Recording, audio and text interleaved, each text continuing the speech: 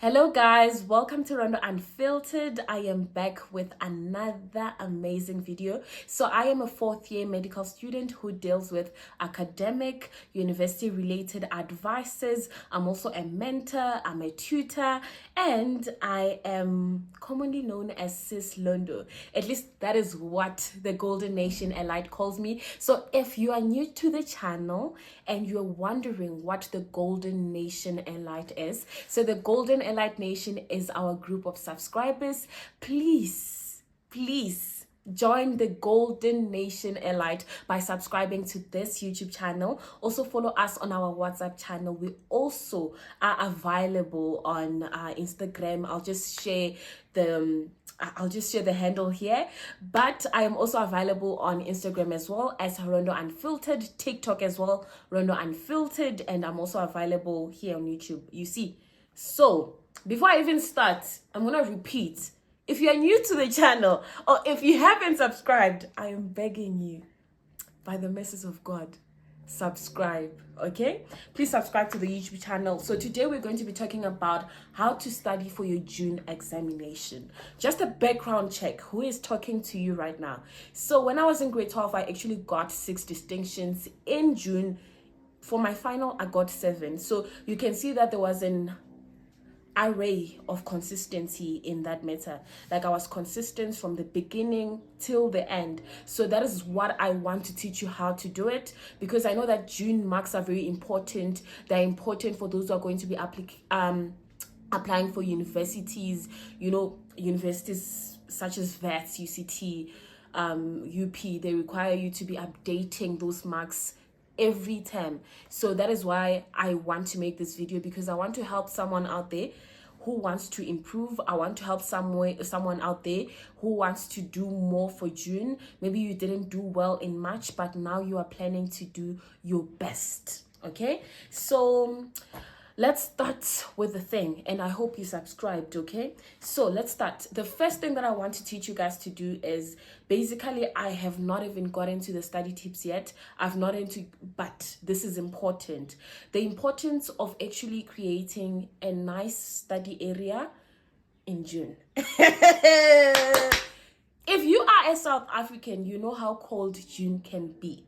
You know that June is cold. And you know that if you have a study area like myself, my study area is in my room. It might be difficult for you to build consistency because your bed is here. You will sleep if you'll just take a break and say, let me take a nap. After you take a nap, slala. So you have to make sure that whatever study area that you have, it's a place where you can be able to begin your study session and finish it. Obviously, you go for a quiet area, but you also go for cleanliness, because cleanliness is close to godliness. Okay, so for me in June, I chose to step out of my room. I was no longer studying in my room. I used to go, and there was a chair in the dining room. I used to study at the dining area at home, because I didn't want to study in my personal study desk. But it's also for those people who are in universities like myself. Make sure that you go to the library. For example, me, even when I was in grade 12, there was a library next to my school, but there was also a place where you can study at school. Maybe you stay longer and then you study at school. That is what I'm encouraging you to do. Or if you have study spaces, or if you have, for example, a different room where you can go study at, try to do that instead of studying in your room or on your bed, because I'm telling you, there is nothing that forces you into bed like a cold weather. You know, when it's cold or when there are small clouds, people start thinking, let me just get into bed and let me sleep. So that is just something that I wanted to highlight before we go, because imagine I tell you all these tips, but you don't know that. It means that, you see, the tips are useless because you don't even have a nice study area. So the second thing, I actually wrote them down, guys. So the second thing that I want you guys to do is to look for a list of question papers. So you might be asking yourself, look for a list of question papers. Have I studied? That is the thing. You guys, you go for studying before you look for question papers. And people think that when you get a book and you start writing and you start using this thing, you start highlighting, then you are studying. But that is actually not true. When you're highlighting, you're just going over your books again, your notes again. You're not actually getting that into your brain. And that is how the brain works. Actually, it does not work with just you going through stuff and rereading it for 15 times. Sometimes that is not the most effective. It is only effective if, for example, you're gonna do that every day on the same topic, but you cannot afford to do it because you have other subjects to balance as well. So what I do suggest you do is that instead of that, the first thing that you do, follow my steps here. The first thing that you do is that you get a list of question papers. For example, let us say for this week you are studying electrostatics, or you're studying calculus in mathematics, or you're studying, let us say, human reproduction in life sciences. So what you do is that you go and get all the question papers that you can find for that specific topic that you're studying. This is, for example, I'm in medical school doing 4th year. So I am doing forensic. So if I'm studying about forensic laws that are needed in forensic pathology, I go and look for all the question papers I can get for test 1, or for that specific test that I'm studying for. For in this case, you go and look for the topics. So when I go through them, I compile them into this one big PDF. If you have a cell phone, you can do this by using Adobe Scan. So if you do not have a phone, you can do this by printing out all the papers that you are going to be using. It's very effective. So you compile all those papers that you are going to be using for that specific topic that you're studying, and then you go through each one of them individually. You look at what do they ask, what is expected of you when you answer, because a lot of you first go for the textbook, and then you read all of it, you finish the textbook, 386 pages. Like, okay, so you first go and you go through all those things. So when you go through all those question papers, you're checking, what should I mainly focus on when I'm studying? What formulas should I mainly focus on when I'm studying? So this shouldn't take a lot of your time. For example, if you are about to begin studying for a new topic, I would say that compile all those question papers and then just take 30 minutes to go through all of them. It's not like when you go through all of them, you are doing the question papers. No, you're just reading, you are reading them and seeing what is being said on those past question papers.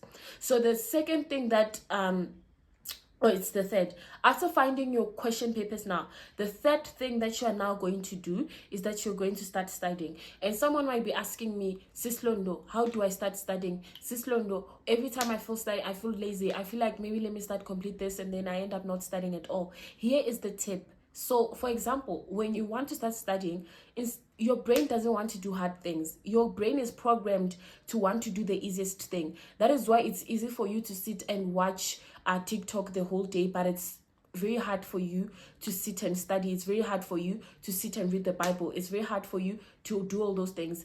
But what I want to emphasize is that there is a grace to do all these things.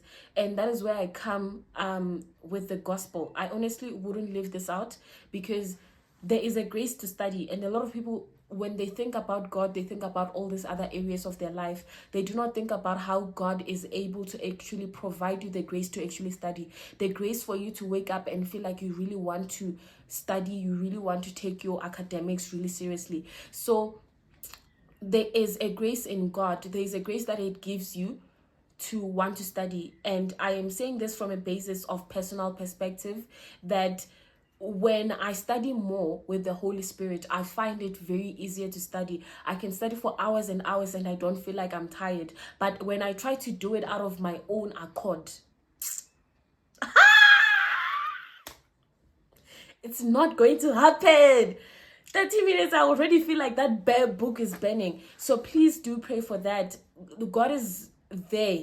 The grace is available. God has given you that grace to actually study. So actually go on and look out for some biblical scriptures that can help you to see that there is a grace available. For example, my theme scripture when I was in grade 12 was Philippians 4 verses 13. I can do all things through Christ who strengthens me, because I knew that I used to say I can study through Christ who strengthens me. It's not through my own will, but it's through Christ who is giving me strength to do what I want to do. So I'll also share, I think I want to do a video where I share biblical scriptures, and then you can choose scriptures which you use, because I've had a lot of encounters where people tell me, when I study, this is what starts happening. Hey, I start hearing things from the ceiling. Hey, the roof starts dancing. Hey, you see such things. So I just want to say that there is a grace, guys. There is a grace for studying, and Jesus Christ is available to give you that grace. So another thing that you can do is that after you know that, the grace is there, it's available for you to study, just sit on your study desk, grab a book and open the first page. Just tell yourself that you're going to study for 5 minutes, or you're going to study one page only. You'll see automatically when your brain starts doing things, it goes like, this is not as hard as I thought it would. So you will see yourself prolonging, and then you can even study for as long as you want to. But if you do not actually push yourself to have that initiative to say, let me just open it for 1 minute, you won't open it. My dear, you won't open that book. You will sit and scroll on TikTok. So please, just sit on your study area, open that book, say you are studying one page only, or open what you were given in class and what you were taught in class, and try to reason what was going on. Ask yourself questions. What was going on? What were they teaching? Do I remember this? Do I completely understand this? When you build curiosity about the things you're studying, for example, some of you, when you go and study calculus, you don't even know what calculus is. You don't even know why you are studying calculus in mathematics. For your information, when you do study calculus, it's the change of things. You're studying the change of things. You're studying the rate at which things change. But you didn't know that, did you? Because you don't even go out to research what is the meaning of calculus, what is the meaning of trigonometry. You just automatically go for the topic, which I'm not saying is wrong, but it's good to build outside knowledge. It's good to build knowledge that strengthens knowledge. It's not even going to be asked, but at least you know what you are doing. You know where the concept is coming from, okay? So now, another thing that you can try to do is that you can join our, we have, on our WhatsApp channel, if you're on our WhatsApp channel, the link is on the comments. There are prayer study sessions that we host on Google Meet. We meet on Google Meet, a number of students from all across South Africa, we have some from Zambia joining in to study with us on those study sessions. So also join our WhatsApp channel if you want to be part of those study sessions. We study each and every day from 10 o'clock. 10 o'clock we are studying. So please do join. The WhatsApp channel is freely available for that. So we do this each and every day on Google Meet, and I've seen that we are producing amazing results. For example, for my first test, when I did attend, when I started out hosting this, because I was studying with the students, we were studying together with my students. What I noticed is that for my first test, guys, I did so great. I'm gonna say I did so great because it just makes me happy each and every time I think of the mark that I got. But it was so awesome, and I would love for you guys to join that as well. So now, following, now you're going to be starting to study. You have pushed yourself to start studying. How do you do it? This is the thing. You have prepared a list of question papers, right? So instead of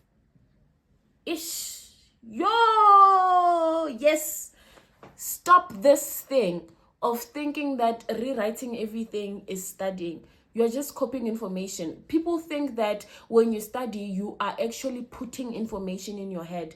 The actual reality of the situation is that when you are studying, you are not putting information in your head. You are actually supposed to be retrieving information in your head and putting it out. That is why you do examinations, because when you write an exam, you are not actually putting information in your head. No, you are retrieving, getting that information inside of your head, and then putting it on that examination, putting the answers to prove that, do you remember? Does your brain understand the concept? So kill that idea of writing notes. This is what you're going to do. Instead of going each and every day writing notes, you are now going to write your notes in terms of questions.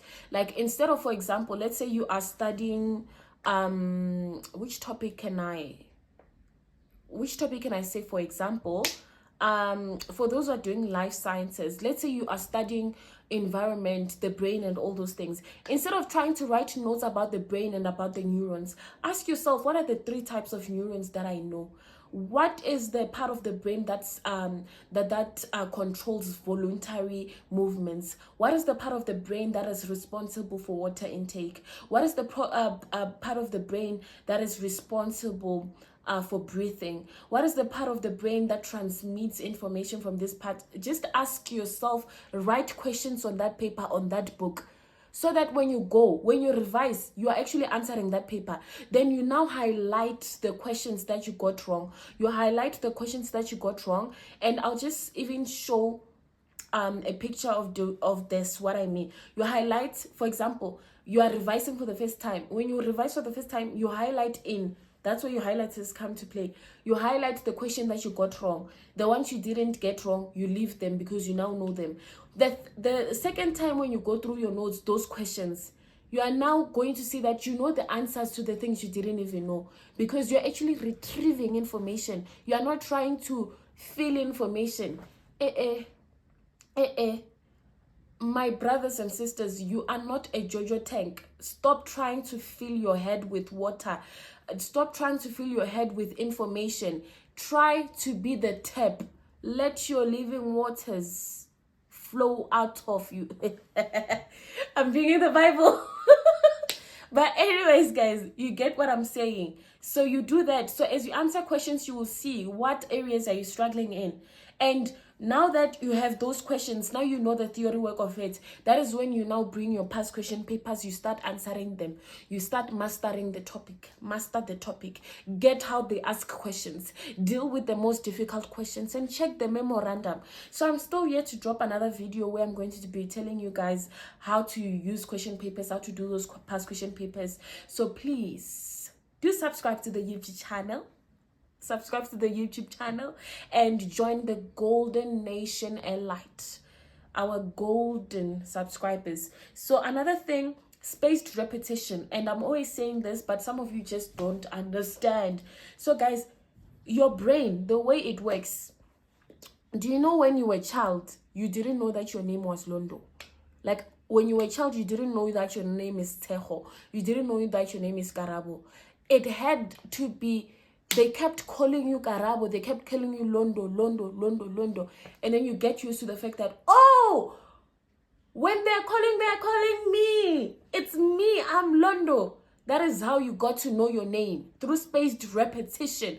Because people were repeating your name over and over until you got to a point where you were like, okay, so this is my name. It's the same thing. That's how your brain works. If you're not going to repeat things, it's the same thing. Try a Bible verse, read it today and then read it next year. You won't remember it. You just remember there's a Bible verse like, so when you repeat all those things, when you repeat your notes, when you repeat your questions, when you repeat doing those every now and then, whether or not you're studying that topic, after you are done studying it, make sure you continue to repeat revising. Okay, revision is the best tool, guys. That is spaced repetition. So spaced repetition, I told you guys before, even in my previous video, you can go watch it for the study tips. What I did say to you guys is that how I learned this is when my father came to me and told me that he does a report at the end of the day to say this is what he learned for the day. Then at the end of the week, he also goes to say, what did I learn throughout the entire week? At the end of the month, he goes like, what did I learn for the entire month? So please do that. Okay, then another thing that is very important is to teach others. Guys, so far the Lord has been leading me to see the importance of teaching others, because when you teach others, you're actually retrieving information and saying it out loud. So you actually get to tell, does your brain remember? Because when you say things, you are saying things from your brain. So when you say things more, that is proof that you remember it. But if you do not know how to teach others, it means that you do not know how to retrieve information so that you give it to other people. So it means that there's no information there. So all of you who are stingy with teaching people because you think that, hey, they're going to steal my mind. Hey, they're going to steal my ideas. Speaking is better than listening, my dear. In terms of academia, when you teach someone, it's better than the one who's listening, because you're actually benefiting from that thing. You speak what you know, but you listen to what you don't know. Okay? So another thing that now is very, very important very important, is to include God. Include God in your studies. Jesus Christ is real. Jesus Christ is available for all of this. So when I say this, guys, I don't think a lot of you get the importance of what I'm saying, or you think that maybe I just grew up, those shit. No, the truth of the matter is, all of the close people that I know who are academics, who are up there, they can tell you about the importance of the Bible when it comes to studying. I also had my biggest encounters with God when I was in grade 12, because I was having encounters with God. So that is what we also believe in. We are a godly academic channel. So we are hosting prayer meetings to prepare all of you for June exams. I'm also going to be prepared. We have invited people to come and preach the gospel, to come and ignite that fire inside of you, so that even when you study, you know that Jesus is backing you up in that study. So please, guys, join the WhatsApp channel. The links will be shared. Those prayer meetings will be, so so just please get into that WhatsApp channel. The prayer meetings are going to be fire. They are going to encourage you to study more. So we do the prayer meetings before every exam season. We started last year and we did an amazing session. The testimonies, the discipleship that was there, like 5 distinctions, this London, I got this. It was so amazing. So guys, for me, for example, before I got into medical school, the Lord had already told me that I was going to get 7 distinctions, and this is how it was going to go. I will share my testimony about that someday. But Jesus Christ is King, and he wants to do great. He wants you to be the head and not the top, above and not beneath. And that is what I am encouraging you to do. That include God in your academics. If you feel like you are not too strong to do it, he can give you the strength, the supernatural strength that you need. So that is what I'm encouraging you guys to do. So from myself, I feel as if I have given you guys a lot of things to ponder on. You can go back and rewatch this video, write those notes down, subscribe to the YouTube channel. I want to thank you guys for subscribing. There is so much you guys do. It keeps me going. It just encourages me to say, okay, I'm doing something here. So that is it from myself. This is Sis Londo, and I will be seeing you guys on yet another amazing video. I will also be seeing you guys on the prayer meetings. We are going to be praying. So remember, we have prayer meetings. We also have study sessions, and those things go together. So this is the link of the WhatsApp channel. I will just tag it along the description box. From myself to you, bye.